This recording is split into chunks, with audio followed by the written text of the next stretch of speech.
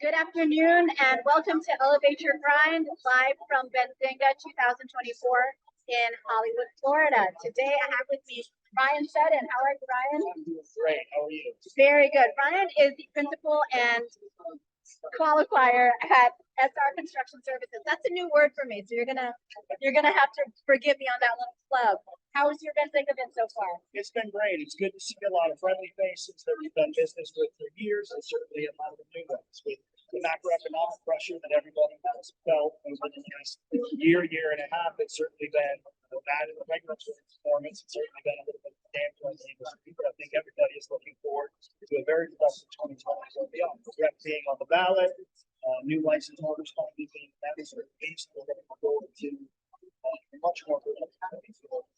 I wholeheartedly agree with you, and we do totally different things in the industry. You know, my side of the business is talent, and even though we do such different things, I think we can both kind of reflect that same sentiment where like it has been a little bit tougher, you know, in the past 18 months, but I have seen an upswing not only in activity, in sentiments, in interest. So there's just a lot of positivity going on right now, and it's much welcome. Agreed. Okay. So SR Construction, I know you guys are everywhere, you know, within the cannabis industry locally. I don't think that there's anyone who talks about construction without bringing you guys up at least once. Can you give us a little idea of the scope of your work in the market? Sure.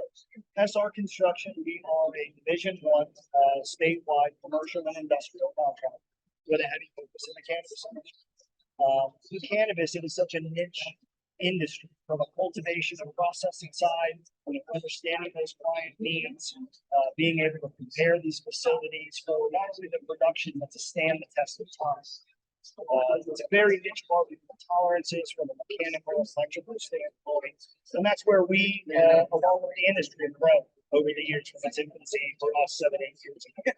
But SR Construction, we are a true statewide contractor from Pensacola to Key West, specializing in both retail and cultivation. Cultivation means from processing, talus and extraction, the labs, the kitchen.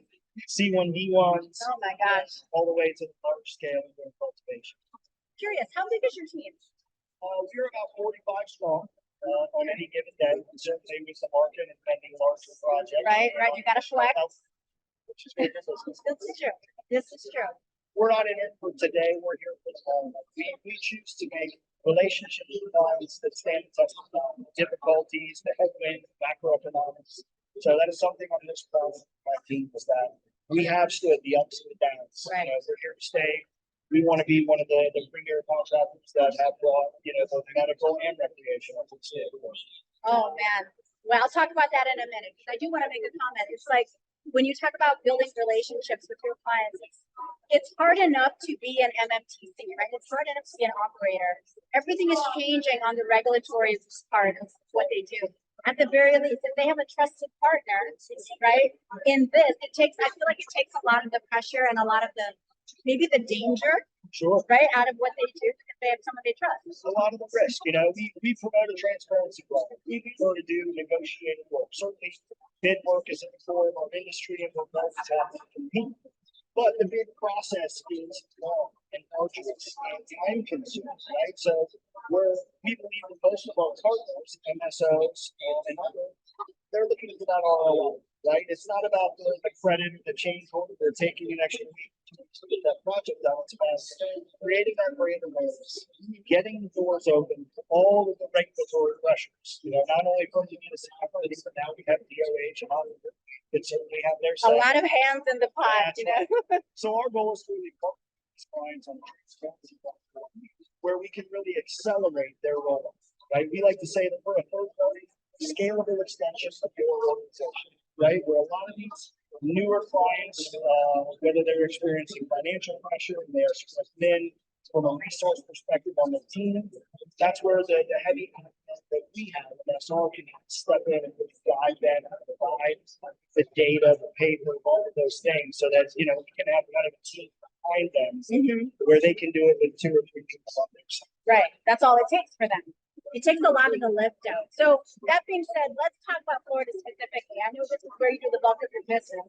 Well, no, all your business. So what makes doing business in Florida cannabis different than everywhere else in the United States? Great question. So first and foremost, our regulatory environment from a construction perspective here is markedly different than the country.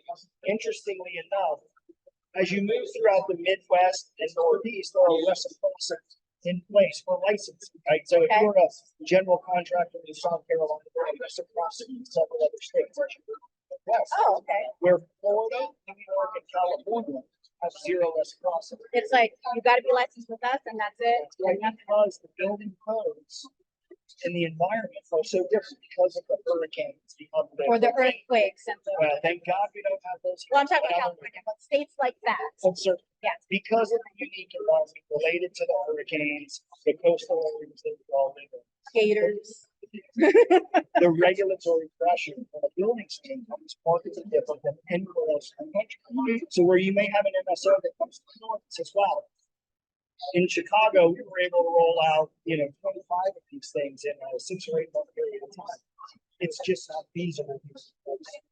Site selection is very specific, right, based on the federal regulations. Instead of being able to be a multi-family mainstream property, so you're relegated back to those properties that are depressed, right? They need a lot of room. That's why it's so important that we encourage all of our clients get the contractor in early. It's a mutual benefit, not just self-service. We can look at this real estate and say, wow, this is an old pizza hut. It's been there for 20 years, and the municipality has been waiting for this to come up in front of because they have All grease these new traps things and they can elevation ask you problems, for. and floodplains, and all of these things that have been grandfathered over the years under a single prior.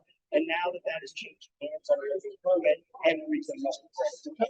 Right, right. And so where a lot of the clients and MSOs say, we have a fixed budget based on our performance and cost in other states, right? That those packs, well, now you have to take into account what we call the existing condition, right? And that existing condition on a cost per square foot basis can in some cases exceed the cost of the build. And then what happens? Well, budgets are thrown out of Yeah, whack. you gotta, Get scrutiny by everybody that's involved in the hierarchy because everybody wants to win these things. right. So again, having that transparency platform where we're working with those clients on the same side of the table as the construction manager, providing that long-term experience that we bring to the table is always kind of the best fit for the contract. Yeah. Well, I think you just took my end question, which was going to be, what would be then your advice to new license holders or, prospective clients that are going to need a GC at some point? Focus on getting the contractors in there. SR construction or work choice. Or whoever. Make sure you're using contractors from Florida. Find one of the times that you have either larger national contractors or contractors that have found a niche in the Midwest that now have a want to pay them in Florida.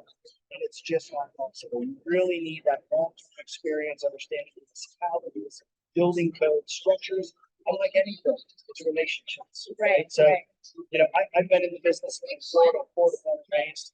I've been in business for 25 years. You make a lot of relationships over there. So we know people at Durham, relationships with municipalities. We can make things move a little quicker, help these clients get to that most important part, which is good. Well, if it were me, I would definitely want someone like this in my corner. So thank you so much for being with us today. I learned a lot. I hope you guys did. It's going to be a great week, and let's go Florida.